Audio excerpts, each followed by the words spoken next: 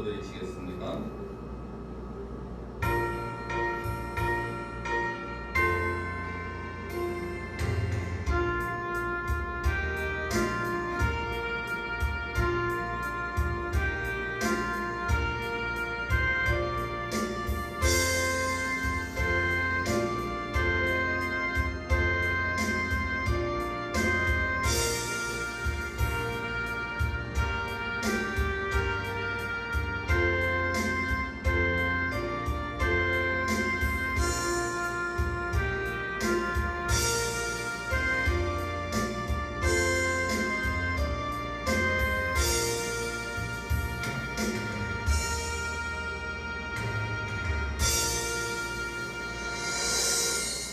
주께서 옛적에 땅의 기초를 놓으셨사오며 하늘도 주의 손으로 지으신 바니이다.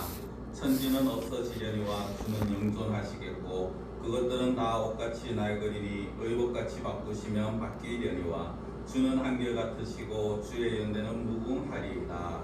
아멘. 아멘. 사랑의 하나님, 1월 첫째 주일 하나님 앞에 오늘도 나옵니다. 동영상으로 드려지는 이 예배 가운데 하나님 함께하여 주시옵시고 이 시간 하나님께서 각자의 드려지는 자리마다 은혜 허락하여 주시옵소서. 간절히 원하옵고 예수님의 이름으로 기도드리옵나이다. 아멘. 찬송가 10장 찬양드립니다.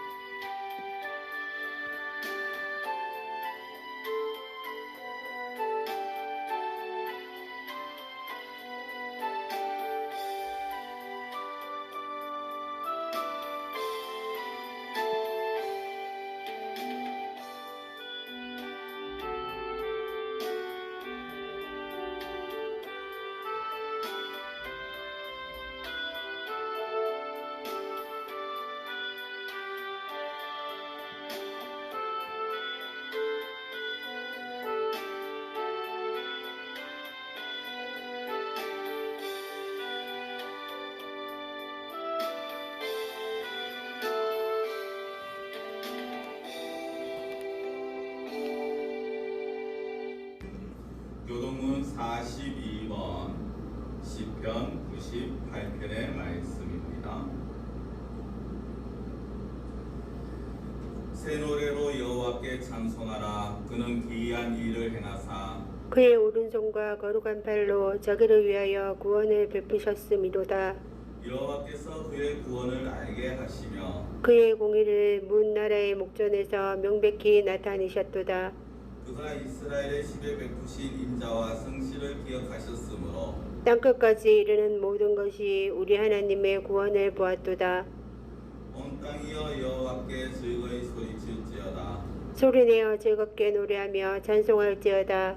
수금으로 여호와를 노래하라. 수금과 음성으로 노래할지어다. 나팔과 호각 소리로 왕이신 여호와 앞에 즐겁게 소리칠지어다. 바다와 거기 충만한 것과 세계와 그 중에 거주하는 자는 다 외칠지어다. 여호와 앞에서 큰 물을 발수지어다. 여기 함께 즐겁게 노래할지어다. 아멘. 신앙 고백드립니다.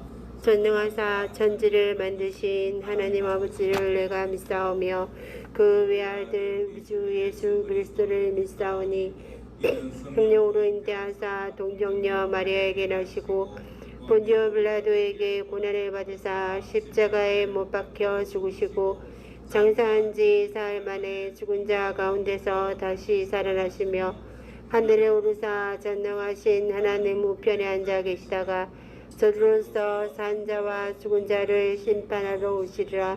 성령을 믿사오며 거룩한 공예와 성도와 서로 교통하는 것과 죄를 사하여 주시는 것과 몸이 다시 사는 것과 영원히 사는 것을 믿사옵나이다. 아멘. 찬송가 287장입니다.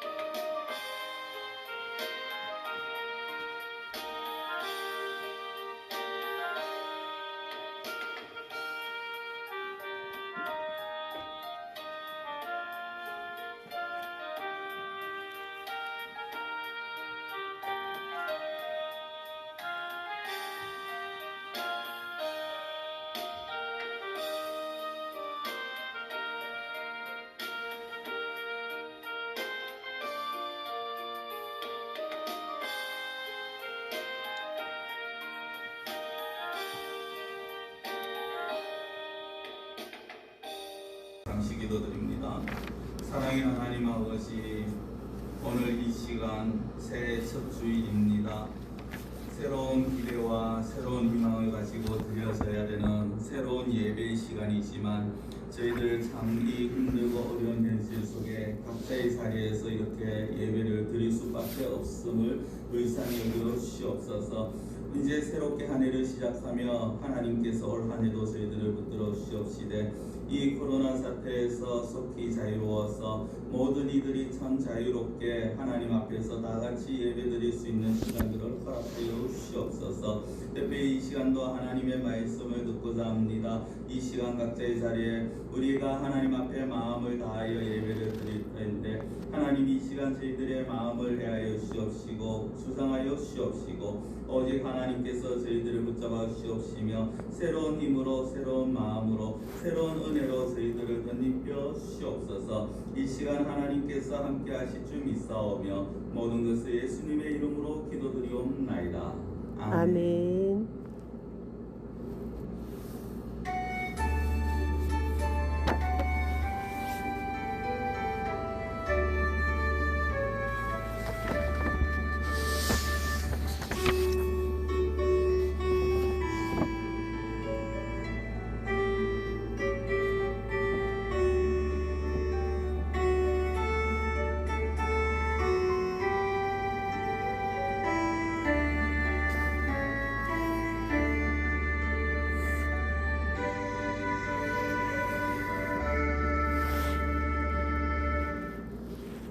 다같이 보실 말씀은 시편 1편 1절에서 6절 말씀입니다. 봉독해 드립니다.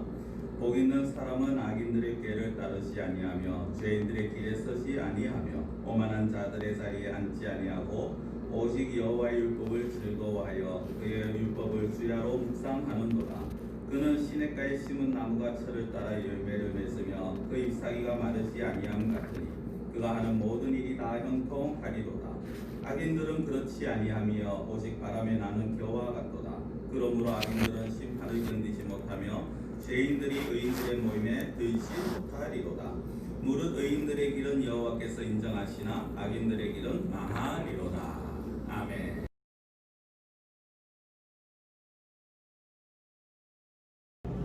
대망의 새해 2021년이 다가왔습니다. 21년 하고도 벌써 3일째가 되었습니다. 1월 하고도 첫 번째 주일입니다. 이 날을 이렇게 참 우리가 동영상으로밖에 뵐 수 없다라는 것이 너무나도 가슴이 아픕니다. 한 해를 보내고 새로운 한 해를 시작할 때면 항상 우리가 서로 하는 인사 말들이 있죠. 새해 복 많이 받으세요 라는 것입니다. 근데 원래는 이런 인사조차 우리가 만나서 하지 못하는, 그래서 휴대폰으로 문자로 카톡으로나 주고받을 수밖에 없는 그런 시대인 것 같습니다. 물론 우리가 이렇게 새해 복 많이 받으시라고 인사를 한다고 해서 정말로 복이 오느냐 하는 것은 아닙니다만은, 그러나 원래는 정말 복으로 한 해를 보낼 수 있기를 원합니다. 우리가 코로나로 인해서 힘들고 지친 이 식년들과 가정들마다 평안의 복, 경제의 복, 그리고 건강의 복들을 누릴 수 있었으면 좋겠습니다. 그렇다면 이 복을 받으려면 어떻게 해야 되느냐 하는 것이죠.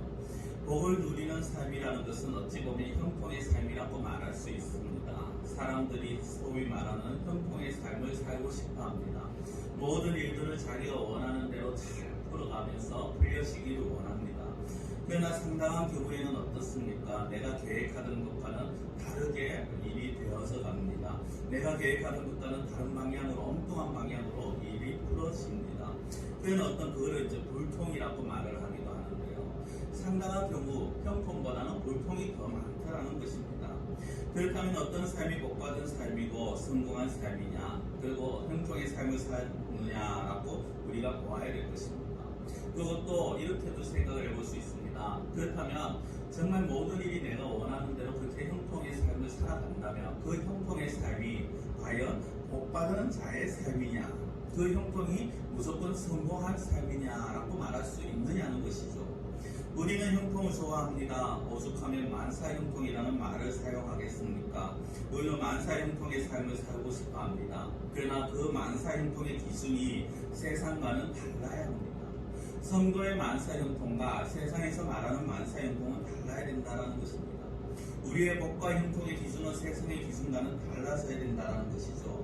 저는 2021년도에 우리 교회에 속한 모든 성도님들이 형통의 삶을 살기를 원합니다. 이것은 저만의 마음이 아니라 하나님의 마음이기도 하실 것입니다. 오늘 본문에도 형통이라는 단어가 들어가 있습니다. 그렇다면 어떻게 해야 형통한 자, 복을 누리는 자가 될 것인가 하는 것입니다. 우리가 형통의 삶을 살고자 한다면요, 가장 먼저 구별할 수 있는 자가 되어야 됩니다. 무엇을 구별하느냐? 의인과 악인을 구별할 수 있어야 되고, 의인의 삶과 악인의 삶을 구별할 수 있어야 합니다. 복이 있는 자, 복을 누리는 자, 형통의 삶을 살아갈 수 있는 자들은 의인의 말을 합니다. 반면에 불통이요 복과 거리가 먼 자들은 악인이요 죄인입니다. 본문은 의인과 악인의 삶을 구별합니다. 먼저 악인의 삶이 어떤 삶입니까? 1절을 보시면 복 있는 사람은 악인들의 길을 따르지 아니하며 죄인들의 길에 서지 아니하며 오만한 자들의 자리에 앉지 아니하고 라고 합니다. 복 있는 사람은 하고 마지막에 아니하고다 라고 말을 합니다. 이것은 역으로 말하면 지금 오늘 본문에 나오는 것은 무엇이냐? 바로 악인들의 모습이라는 것입니다. 복 있는 자의 반대가 악인입니다. 이것을 역으로 말씀드리면요, 악인의 길을 쫓아 삽니다. 죄인의 길을 따라 삽니다. 오만한 자의 자리에 앉습니다. 이런 사람들의 결말은 사절처럼 바람에 나는 겨와 같습니다. 성공한 것 같으나 실패한 인생이요, 아무것도 남는 것이 없는 인생이요, 멸망의 삶입니다. 이들은 그러나 타인을 속이기 위해서 부지런히 노력합니다. 처음에는 많은 사람을 속이는 것 같고 자신들이 하는 일이 성공하는 것 같지만 결국 소모하게 끝이 나고 맙니다. 그런데 이것을 알지 못하는 어리석은 자들이 악한 꾀를 지어내고 악을 만들어내는 것이죠. 사실 모든 삶의 마음속에 있는 것이 바로 이 악 아닙니까? 왜냐하면 모든 악은 사람의 마음에서 나오는 것인데 사람의 마음 자체가 죄의 본성으로 인해서 더럽고 악해서 있기 때문이라는 것입니다. 예수님의 말씀처럼 사람은 자기 마음에 가득한 것을 내뿜게 되어 있습니다. 어리석은 자들은 예수님을 알지 못하기 때문에 자기 속에 있는 가득한 죄악들을 내뿜습니다. 악한 길을 지어내고 죄인들의 길에 서고 오만한 자의 자리에 앉게 됩니다. 갑질이라는 말이 있죠. 갑질. 우리가 아마 누구나 들어보셨을 것입니다. 어떤 자들의 행위를 말합니까? 자기밖에 모르는 자들입니다. 높은 지위에 앉아 있으면서 그 지위에서 그 권력을 자기를 위해서 행사하는 자들입니다. 모든 것을 자기 중심으로 살아가는 자들입니다. 안하무인이라고 말을 합니다. 우리는 이런 갑질을 싫어합니다. 갑질하는 자들을 미워합니다. 그러나 사람은 누구도 자기도 모르는 사이에 그런 갑질의 자리에 앉을 위험이 있고 오만한 자의 자리에 앉기를 좋아한다는 것입니다. 조금만 지켜주고 조금만 성공했다 하면 오만 교만의 자리에 서게 되었습니다. 자기 외에는 아무것도 보이지 않습니다. 누구든지 인기가 치솟으면 변하는 것 같습니다. 높아지면 변합니다. 교만하게 됩니다. 아무도 보이지 않고 자기만 보입니다.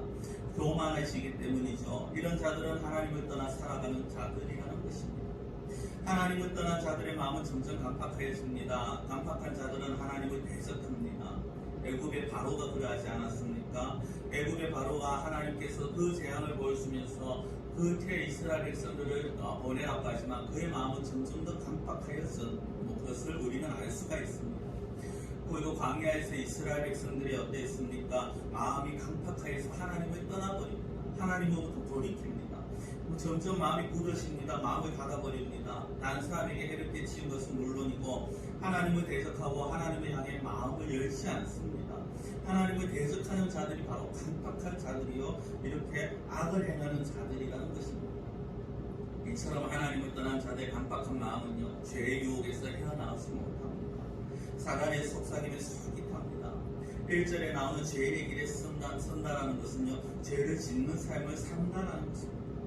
단순하게 범죄를 한다, 범죄를 저지른다 이걸 말하는 것이 아닙니다. 점점 죄를 짓는 일에 무감각해지는 것입니다. 처음에는 거짓말을 하여도 그것에 의해서 양심의 가치를 받습니다. 그러나 반의도둑이 소도둑되는 나고 어느 순간에는 그런 어떤 더 악한 짓을 하더라도 가책을 느끼지 못합니다. 자기 위주로 변명을 하고 당연시합니다. 문제는 이런 자들이 특별한 자들이 아니라는 겁니다.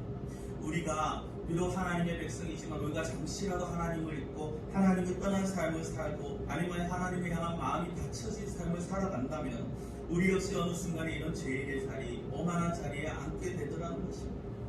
그렇기 때문에 우리는 늘 우리의 약함을 인정하고 하나님의 은혜를 구해야 하는 것이죠. 하나님께서 도와주시지 아니하시고 우리를 버려두시면 우리의 마음은 강팍해지고 오만하여지기 때문입니다. 그런 자들에게는 더 이상의 복이 있을 수가 없는 것입니다. 그러나 복 있는 사람은 그런 세상에 속한 자들과는 다른 사람입니다.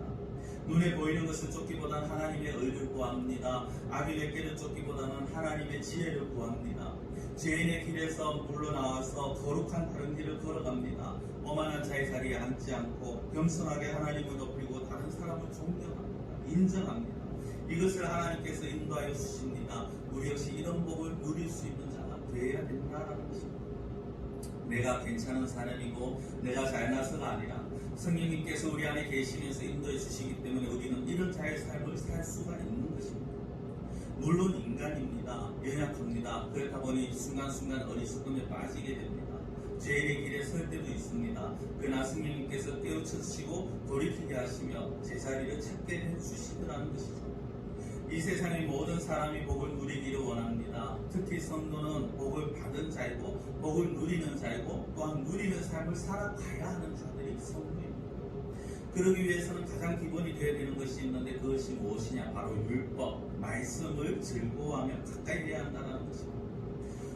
우리가 육신을 위해서는 날마다 음식을 섭취하지 않습니까? 누가 시키지 않아도 그렇게 합니다. 그런데 우리의 영혼을 위해서 생명의 양식인 성경을 얼마나 읽으면서 살아가고 있는지 돌아봐야 합니다. 육신을 위한 음식은 먹으면서 영혼을 위한 양식은 소홀히 한다면 우리의 영혼은 흉년을 만나 정말 허약한 영혼이 될 수밖에 없을 것입니다. 지금 이 시간 우리가 동영상으로 또 어떤 가정은 제가 나눠드린 설교 요약지로 예배를 드릴 것입니다. 이 시간 읽고 듣는 말씀이 즐거운지 아니면 지루하고 딱딱한지 우리가 스스로 점검해 봐야 합니다. 세상에는 즐거운 것들이 너무 많습니다. 그런 와중에도 이 시간 말씀을 듣고 있다는 그 자체가 중요합니다. 그러나 더 나아가서 마지못해 듣는 것이 아니라 즐겁고 기쁜 마음으로 대해야 한다는 것이죠. 성도 여러분, 예배에 있어서 가장 중심에 무엇이 자리 잡고 있습니까? 바로 말씀입니다. 순서상으로도 그렇고 내용적인 부분에서도 그렇습니다. 물론 다른 순서들이 중요하지 않다는 건 아닙니다. 예배 모든 순서가 의미 없는 것이 없습니다. 신앙 고백도 찬양도 기도도 보언도 모든 것이 중요합니다. 그러나 그 모든 것이 다 있다고 해도 말씀이 없다면 그 모든 것이 다 헛될 수밖에 없다는 것입니다. 다른 것이 다 빠졌다 해도 말씀이 있으면 그것이 예배가 될 수 있습니다. 그러나 예배가 다른 것이 다 있어도 말씀이 없다면 그것은 예배라고 할 수 없습니다. 그만큼 예배에 있어서 가장 중요한 것이 말씀이죠. 간혹 부모나 어른들이 어른 말 들어서 나쁜 것 없다라고 하십니다. 마찬가지입니다. 참 아버지가 되시는 하나님의 말씀을 듣는 것이야말로 참 복을 누리는 좋은 길이 되어진다는 것입니다. 성도 여러분, 성도는 하나님을 사랑하는 자입니다. 그렇죠? 우리는 하나님을 사랑한다고 고백하며 또 사랑하기를 원합니다. 따라서 하나님의 말씀도 사랑해야 하는 것입니다. 우리가 하나님을 믿습니다. 그러면 따라서 어떻게 되십니까? 하나님의 말씀도 믿어야 되는 것입니다. 내가 하나님의 능력을 믿는다고 말한다면 당연하게 하나님의 말씀의 능력도 믿어야 하는 것입니다. 그러나 세상의 사람들 불신자들은 아닙니다. 그들은 말씀을 듣는 시간이 제일 괴로울 것입니다. 돈을 주고 들으라고 한다면 모를까 그냥 와서 듣기에 너무나도 지겹고 괴로운 시간입니다. 성경을 공부하라고 하면 머리를 흔듭니다. 이 차이가 바로 복의 차이라는 것입니다. 복이 있는 사람 또 복을 누리는 사람들은 어떤 사람들입니까? 말씀을 가까이 하는 사람들입니다. 말씀을 중요하게 여기고 즐거워하는 사람들. 그러나 반면에 복을 받지 못한 사람들은요, 말씀을 멀리하는 사람입니다. 이미 복을 받았고 복을 누리며 살아가는 사람들은 누가 알아주지 않아도 말씀을 듣고 아멘으로 받아들입니다. 말씀이 깨달아지고 나의 삶에 적절하게 적용이 되어지고 그 말씀을 통해서 주님을 더 깊이 알고 교제하는 즐거움이 있기 때문에 말씀을 가까이 하고 묵상하는 자가 되어집니다. 이처럼 복을 누리는 사람이 말씀을 가까이 하는 사람이고 이런 사람이 혼통의 삶을 살아가더라는 것입니다. 3절 말씀입니다. 그는 시냇가에 심은 나무가 철을 따라 열매를 맺으며 그 잎사귀가 마르지 아니함 같으니 그가 하는 모든 일이 다 형통하리라. 여기에서 그라는 것이 누굽니까? 복 있는 사람입니다. 말씀을 가까이 하는 사람입니다. 이런 사람을 본문에서 시인은 시냇가에 심은 나무와 같다라고 합니다. 화분에 꽃이나 나무를 심으면 제때제때 물을 줘야 합니다. 그렇죠? 제때 물을 주지 아니하고 그냥 방치해버리면 말라 죽게 되어 있습니다. 그러나 시냇가에 심은 나무는 어떻습니까? 물을 따로 줄 필요가 없습니다. 아무리 비가 오지 않아도 뿌리가 시냇가 쪽에 향해 있기 때문에 얼마든지 수분을 공급받을 수 있다는 겁니다. 그래서 가뭄이 왔을 때도 잎사귀가 마르지 않고 늘 푸르고 열매를 맺을 수가 있다는 것이죠. 이것이 성도의 삶이라는 것입니다. 이런데 솔직히 우리의 삶을 돌아보면 늘 푸르렀다라는 말이 잘 실감이 나지 않습니다. 순간순간의 모습을 보면 정말 때로는 참 시들한 그런 모습 같을 때가 있었음도 우리가 느낄 수가 있습니다.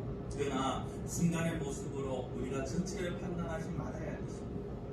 자연도 때로는 태풍이 때로는 가뭄이 있기도 하지만 시냇가에 심은 나무는 늘 그 상황을 이겨내고 결국 모든 것을 이겨내고 열매를 맺듯이 성도의 삶이 마찬가지입니다.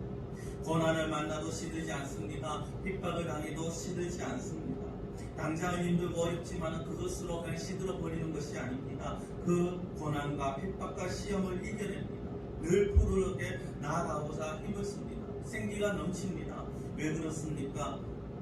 주님으로부터 공급을 받기 때문입니다.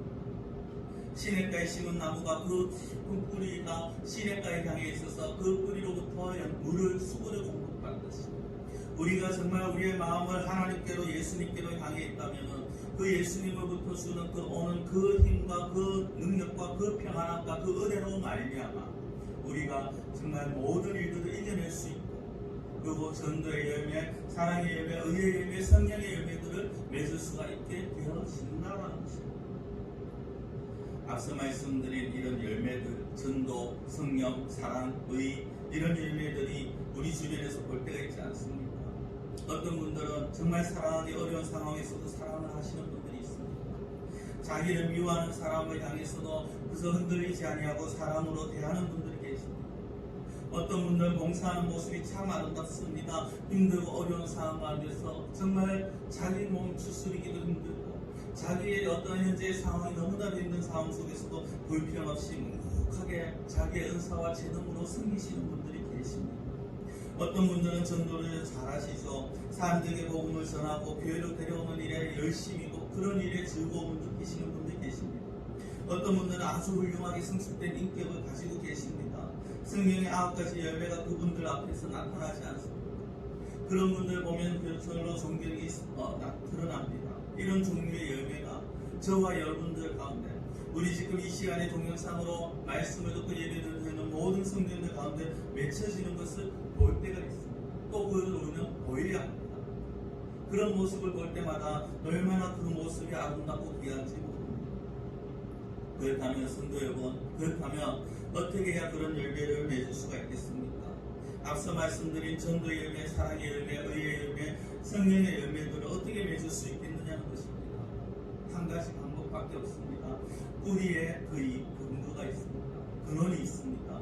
뿌리는 눈에 보이지 않죠. 그러나 그 뿌리가 하나님께로 향하여 있는 자는 늘 하나님을 바라며 말씀을 묵상하는 자입니다. 그 안에 계신 성령께서 역사하시는 자입니다. 자신의 힘으로 변화되신 것이 아니라 하나님이 주시는 힘과 지혜와 감동으로 변화된 삶을 살아갈 수 있게 되어지는 것입니다. 하나의 예를 하나 들어드리겠습니다. 영국 런던에 가면요, 테임즈라는 강이 있습니다. 그 강변에 법원이 있는데 그 법원에 포도나무 한 그루가 있습니다. 근데 이 포도나무에서 열리는 포도는 영국에서 아주 맛이 좋고 가장 맛이 좋고 유명하다고 그렇게 소문이 났다고 합니다. 그래서 식물학자들이 이 포도나무를 연구하기 시작합니다. 이 포도나무를 연구해서 정말 어떻게 이렇게 맛이 좋은 포도가 열리는지 그 이유를 찾아서 그 나무를 번식시켜서 아주 좋은 그런 포도를 우리가 만들자고 그렇게 연구를 합니다. 그런데 아무리 종자나 그 무엇도 살펴봐도 다른 일반 포도나무들과 별 차이를 느끼지 못합니다. 학자들이 어떻게 이 포도나무가 다른 포도나무보다 더 맛있는지 연구를 하다가 결국 그 이유를 하나 찾았습니다. 그 이유가 무엇이냐? 이 포도나무의 뿌리가 테임즈강 아주 밑바닥에까지 뻗어 있더라는 것입니다.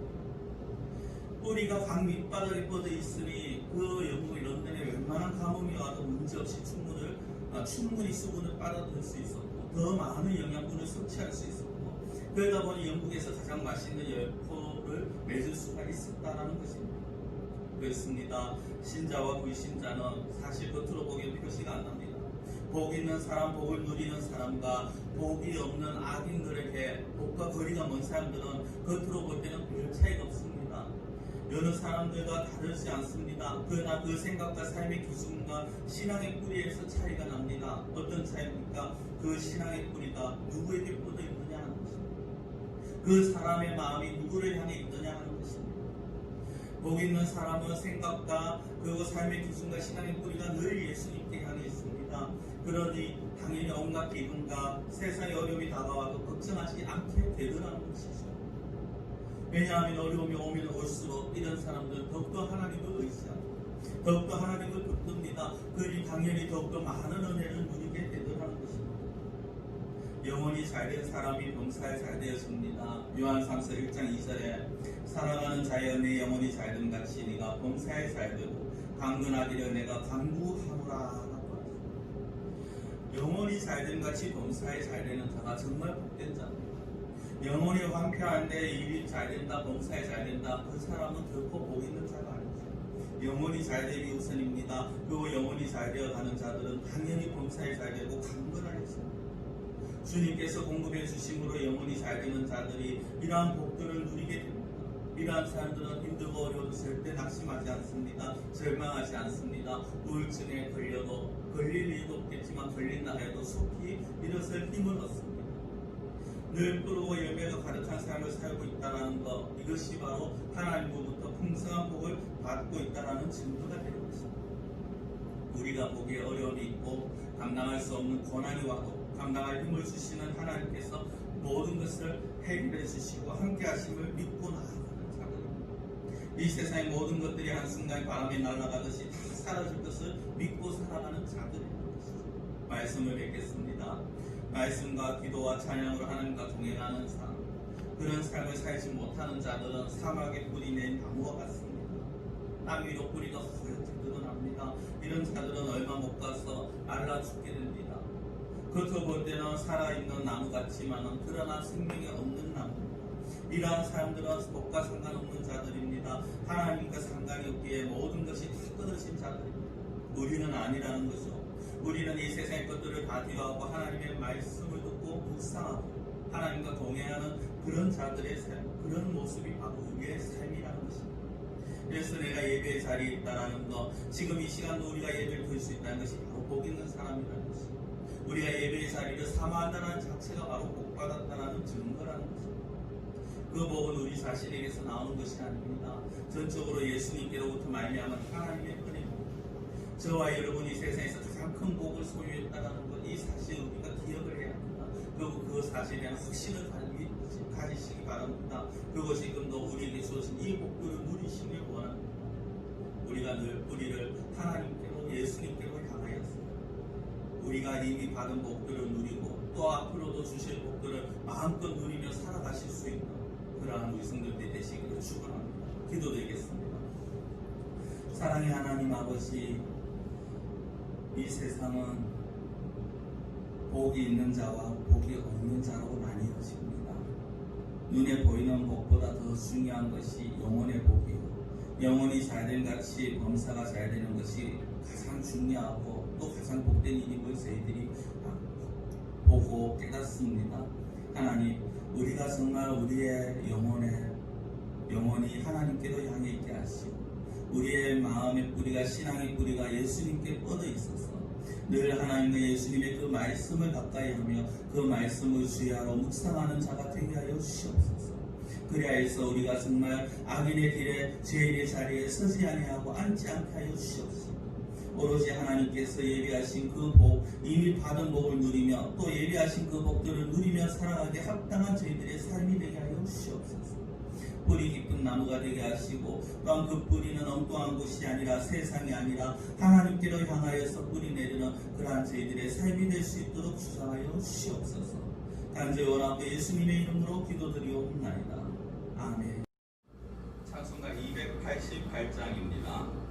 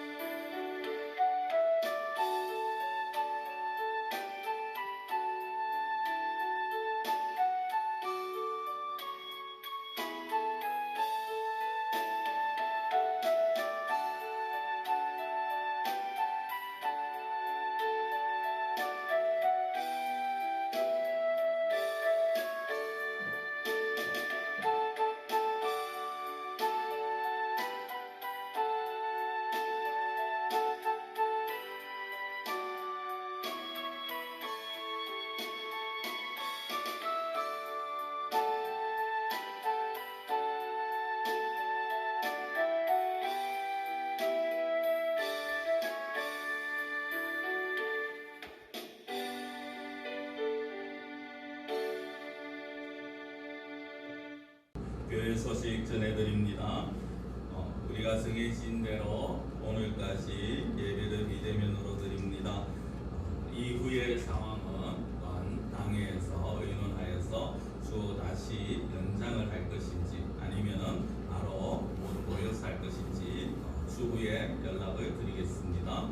다음 주일은 신년 감사 예배로 드릴 예정입니다. 성탄헌금, 신년 감사헌금, 이후에 기타 헌금들은 우리가 다 같이 교회에서 모일 때 드릴 수 있기를 원합니다. 찬송가 621장입니다.